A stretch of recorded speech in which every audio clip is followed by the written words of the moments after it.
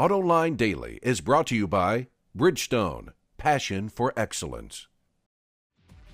This is Autoline Daily for November 1st, 2010, and now the news. In a sign that the automotive industry continues to recover around the world, Wards reports that global sales are up nearly 16% compared to last year.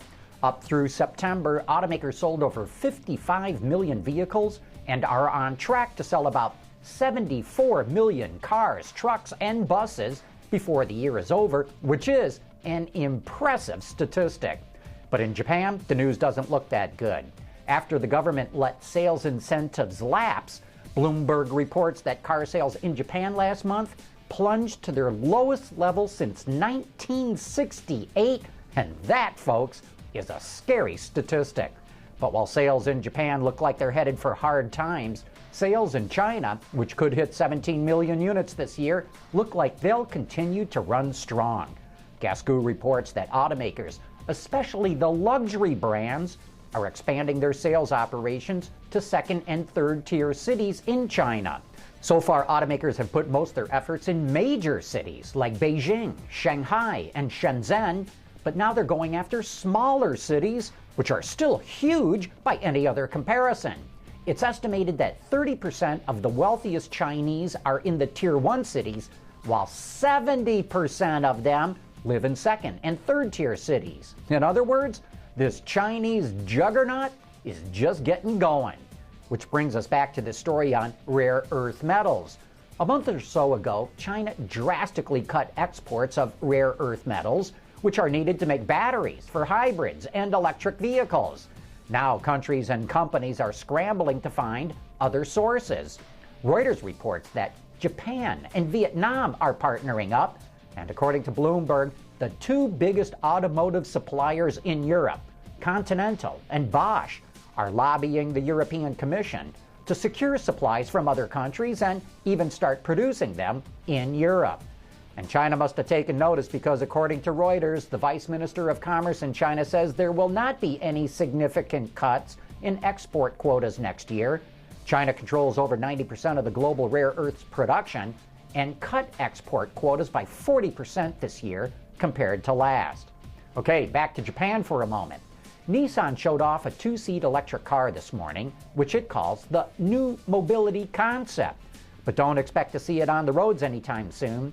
Nissan created it to study its use for a variety of services, such as what they call Seamless Mobility Service, a public transportation service linking public transport and EVs, and what it's calling two-mode EV car sharing, where the vehicle is used as a private commuter vehicle in the mornings and evenings, and as a corporate car during business hours.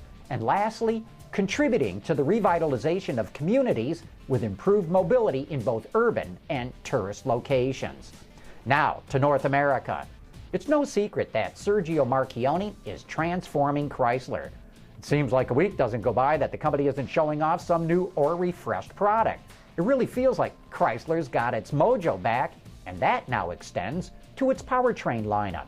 It just launched a brand new V6, and it's putting it into just about every vehicle it makes.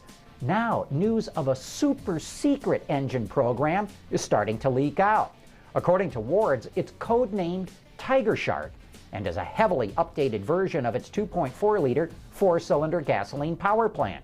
Very little is known about the project, since Chrysler seems to be more secretive than the CIA these days. But it's rumored to feature Fiat's multi-air system and possibly even direct injection. Reportedly, the company has pulled the program ahead by several months to launch the engine in early 2011. My guess? It's going to debut in the redesigned Sebring and Avenger.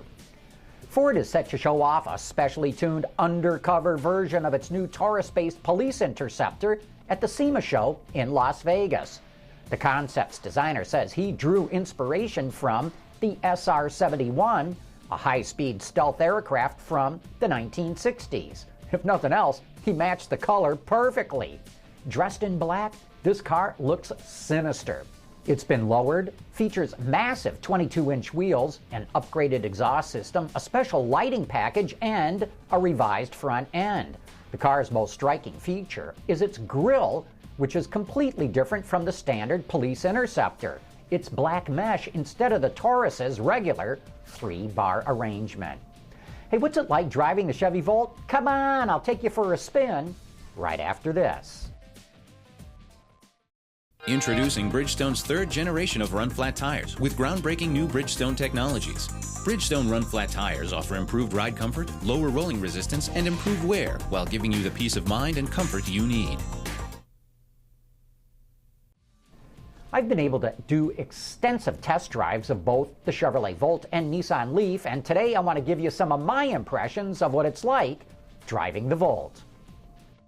Here's my instant impression of the Chevrolet Volt. Visually, one of the first things that you'll notice about the car is how they've closed off most of the grille opening. Why? Because even though there is an engine under the hood here, it's an extended range electric car. The engine's not on all that much, so you can seal this off and get much better aerodynamics. You don't need as much cooling for the engine. Next thing that I really noticed is how flush the tires are with the side of the car. Again, visually it's very good, but more importantly, it's for aerodynamics, trying to keep as much attached flow as possible. Again, visually, one thing that you'll notice is how they've blacked out the bottom part of the window opening here. If it had not been blacked out, the car would have much more of a hunkered down armored car look to it. By painting this black, visually it opens up what the car looks like from the side. At the rear here, you'll notice, of course, that they kept the trunk lid opening rather high for two reasons. Number one, gives you more trunk space. Number two, it's for aerodynamics. A third aerodynamic point I really want you to look at here is this very crisp line. That's for separation, where you get a clean break in the airflow so that you don't create as much turbulence and drag at the rear of the car. But let's go inside, because this is where this car gets a lot more interesting.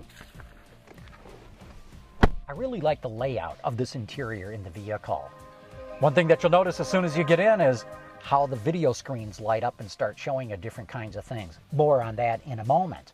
The next thing that I noticed right away is how they've had this color offset, this insert on the door panel that carries through the dashboard to the other side of the car and into the seats. You can get different colors. You don't just have to get this green. The center stack is something that I find very interesting. You'll see that there's different functions that you can touch, and that's all you have to do is touch it. They're touch sensitive. There's no detent, and of course there's no cut lines. I've never seen any other car or any other car company do anything quite like this, so it's very unique. But look what happens when I turn on the power button, how this thing really lights up. Very high tech, very interesting on what they're doing here.